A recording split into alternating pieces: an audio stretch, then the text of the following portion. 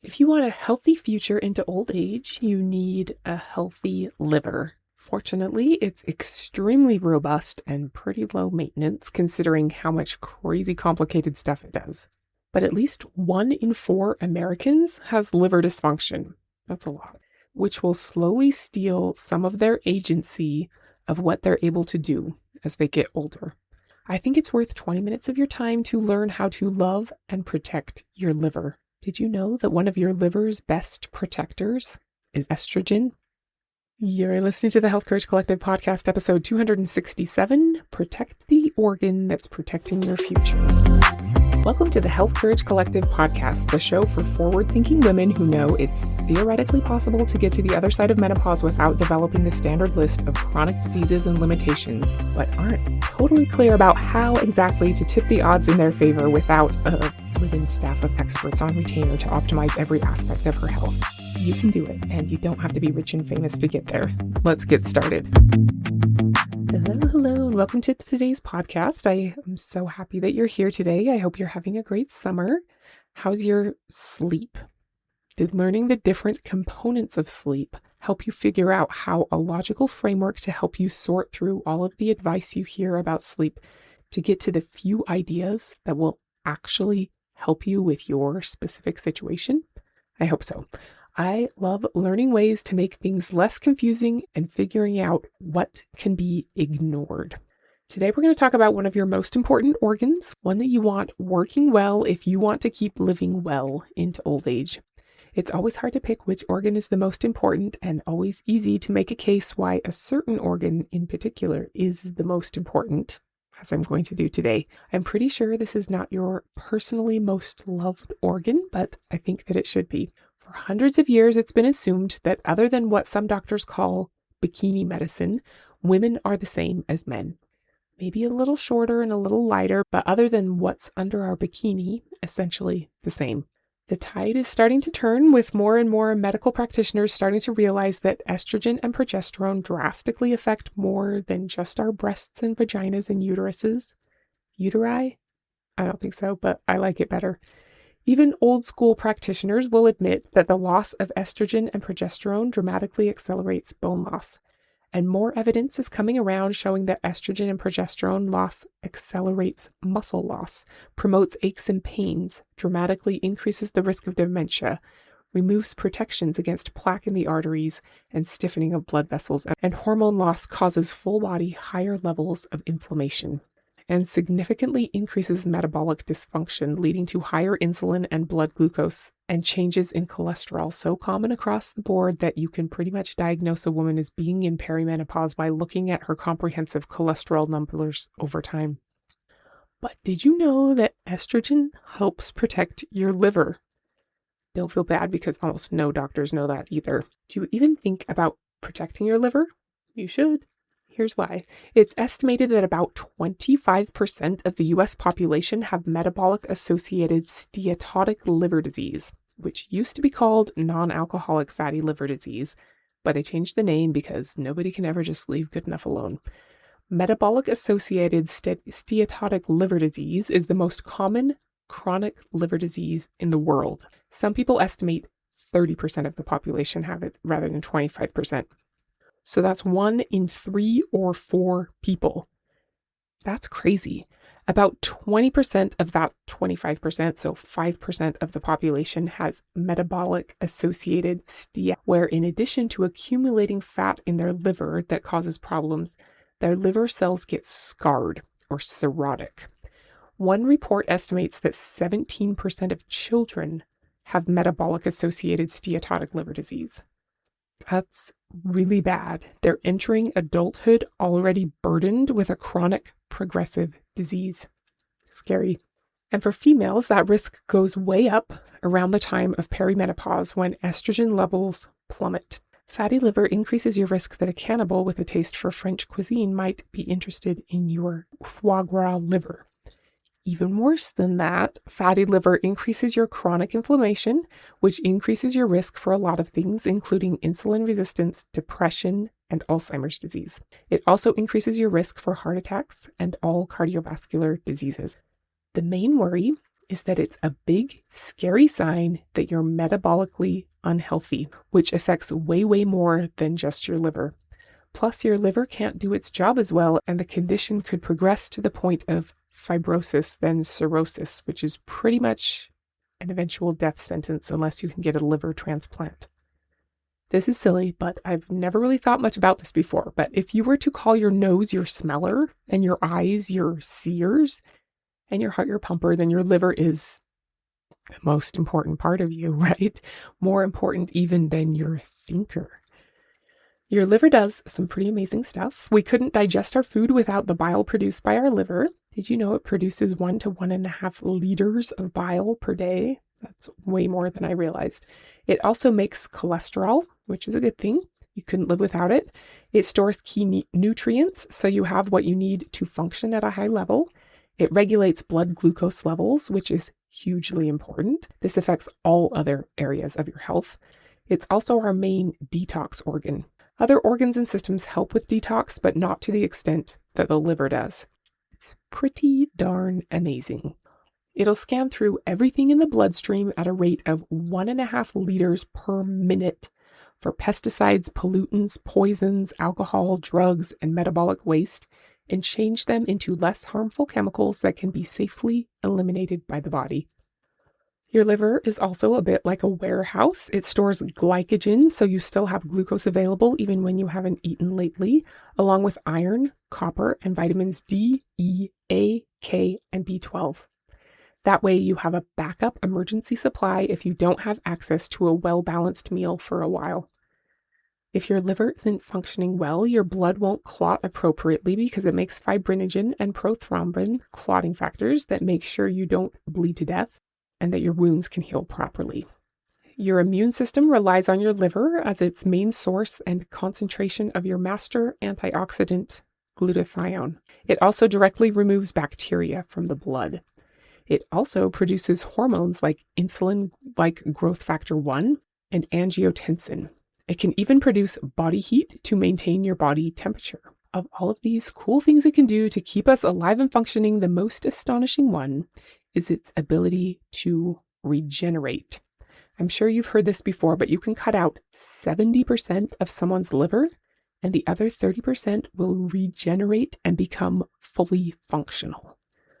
Or a liver donor can give 60% of their liver, and both the donor and the recipient will live and generate the remainder of needed liver function. Because the liver is so amazing and can continue to keep you alive even when it's only 30% functional, we tend to forget about it, which is kind of the mark of something truly indispensable. It's not finicky or high maintenance. It doesn't demand constant attention. It doesn't make you agree to never talk to a woman under age 40, sign a contract that you won't let your athletic body go, make you position mirrors at particular angles, or demand that an entire staff of people all wear white in its presence.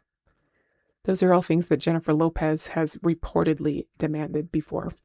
Your liver is more the type to help the peon staff carry equipment, take a road trip with strangers when their flight gets diverted, and ride the subway with all the normies, and even give up its seat for anyone who needs it.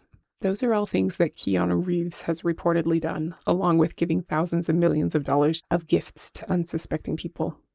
There you have it. Your liver is Keanu, not J-Lo. Not sure if Keanu is vital to your survival, but he's pretty unassuming, low maintenance, and helpful, and so is your liver. It's definitely not a diva. All the reason to love it so much more. If your heart or kidneys or lungs stop working, you can get a machine to do their job for you in the hospital. But if your liver stops working, it's no more living for you. No machine or series of high-tech devices and processes can do enough of what the liver does to keep you alive. You know what it looks like, right? Dark reddish brown, shiny, slippery, a little bit spongy. The Great British Bake Off has ruined my pronunciation of the word sponge, or elevated it, I guess, depending on your perspective. Anyway, I've never eaten liver, but you probably know that it's really good for you if you want to do so. Highly nutrient dense and described as silky smooth meat. As long as you don't cook it too long, then it turns leathery. I hope you've never eaten foie gras, but it is a special goose liver that reportedly feels like a mixture of butter and whipped cream in your mouth. Foie gras liver comes from geese that are inhumanely force-fed huge amounts of carbohydrates to make their liver completely and unnaturally fatty. This most common liver disease, metabolic-associated steatotic liver disease, is considered a lifestyle disease, which is sort of true, mostly true. It's very tied up with metabolic dysfunctions and not being able to process glucose well and insulin resistance. But almost nobody, like pretty much nobody in the world, except Dr. Mary Claire Haver, talks about the fact that low estrogen levels drastically increase your risk of fatty liver disease. Postmenopausal women have higher risk of advanced liver fibrosis, more than men. Women over 50 are twice as likely to get liver fibrosis, even lean women. And get this, women who go through menopause before age 40, which is usually due to surgical removal of the ovaries, have a 90% increased risk of liver fibrosis. Fatty liver disease is a hormone-sensitive condition, just like other hormone-sensitive conditions like osteoporosis and dry eye disease. Estrogen helps protect against inflammation, insulin resistance, muscle mass decline, worsening cardiovascular health, and unfavorable cholesterol level changes. And inflammation, insulin resistance, muscle mass decline, worsening cardiovascular health, and unfavorable cholesterol changes all fuel the drive toward fatty liver disease. Interestingly, some studies show that one of the biggest drivers of liver health decline and fat accumulation in the liver seems to be the microbiome shift that occurs in your gut when estrogen levels fall. Lifestyle changes are still foundational for treatment of fatty liver disease and metabolic dysfunction like insulin resistance.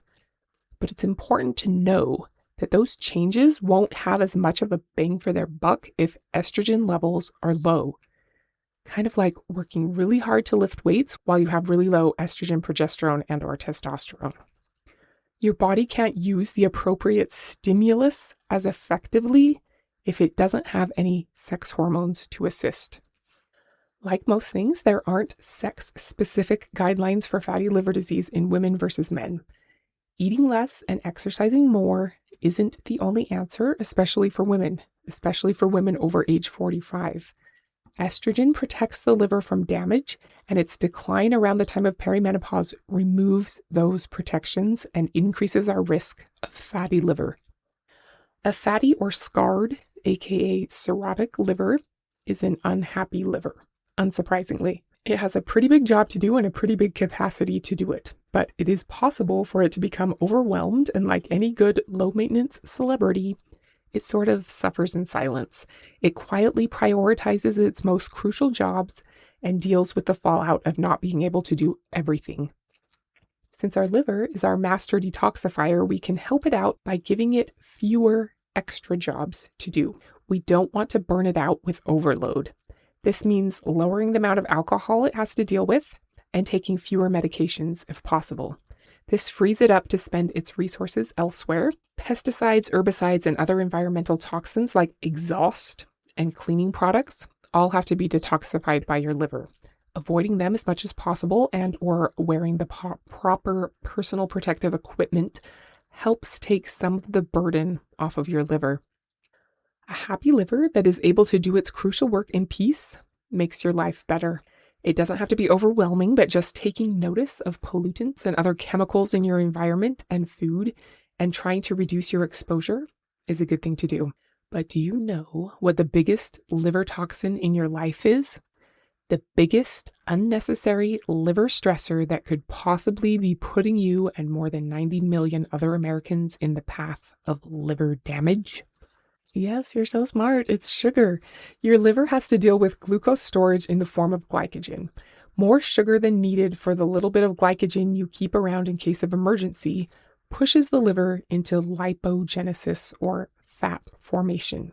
This is a normal livery response to sugar, not the servant's clothes livery. See, all the British dramas are affecting me. Livery. But constant ingestion of sugar increases lipogenesis beyond what's healthy. This is what you do to geese or ducks to make foie gras. Force feed them starch. And it's what we're doing to ourselves, minus the tube down our throat. The most dangerous form of sugar for your liver is fructose. You probably remember that starches have a lot of glucose, and table sugar or sucrose is a mix of glucose and fructose. Obviously, high fructose corn syrup contains fructose, only slightly more than regular sugar. The process your liver has to go through to deal with fructose is very similar to the process it uses to deal with alcohol. You probably know that excessive alcohol can cause liver disease and cirrhosis, and so can excessive fructose. We know it's a big problem if someone drinks alcohol all day, every day, but we don't try to intervene if people drink soda or fruit juice or smoothies all day, every day. But they're both damaging the liver in almost identical ways. Sugar is the leading cause of liver disease and the main reason for people to end up needing liver transplants. There are even teenagers who need to get liver transplants due to fructose. That's appalling. To get the state of the organ address on your liver, you need a simple blood test and/or an easy ultrasound. It can also be picked up on by MRI. The liver enzymes ALT and AST are the main thing to look at on a blood test. One thing to know is that lab tests list things as, quote, normal based on what's common in the population, not what's optimal. In the 70s and 80s, normal levels for ALT were 25 or below, and now it's 50 or below, because in the population at large, it's common to have a stressed out liver. It's common, but it's not good. So know that you want your ALT level below 25, even though below 50 will still be reported as normal. If you're inspired to show your liver a little more love, which I hope you are, start by reducing your fructose intake from sugar. Once you're rocking that, reduce your intake of simple carbs, starchy stuff made from flour or corn. Increasing your intake of vegetables, especially cruciferous vegetables and onions and garlic, is a great move for assisting your liver with its detoxifying job. Also, herbs like rosemary and cilantro help. Avoiding toxins of every kind is also kind to your liver. Remember, it's Keanu. It might not throw a hissy fit and get people fired on the spot the way J-Lo would, but it can operate at a higher level when your toxin intake is as low as possible. It can help you thrive rather than just avoid total meltdown. This would be using gentle household cleaning products, only eating organic versions of the EWG's Dirty Dozen foods, not using makeup or personal care products with harmful chemicals, and avoiding polluted environments like parking lots and gas stations as much as possible. Some supplements like milk thistle and curcumin can also help your liver and aid in reversing fatty liver disease. Eating healthy fats and adequate amounts of protein are also important. Having adequate estrogen around helps everything work a little easier and makes your efforts work fully instead of just partially. Your liver, that 3-pound sort of triangle-ish shaped thing on your upper right side of your abdomen, is astounding at what it can do. Please help it stay that way so that you stay astounding and ready to give the world all you've got for decades to come. If you need help getting 100% consistent following an intelligent personal plan to age like a professional, including safeguarding your liver, I'm here to help. You've got this. You can do the things you told yourself that you would do, and it feels so good. Next week, we're going to talk about how kindness affects how you age. Until then, love Keanu, your quiet and unassuming down-to-earth liver, and don't be normal. Pat yourself on the back for sticking with it till the end of this episode. I know your attention is valuable and I don't take it lightly. I'm so grateful that you care about not settling for anything less than world-class care and results. Strong women who feel good change the future.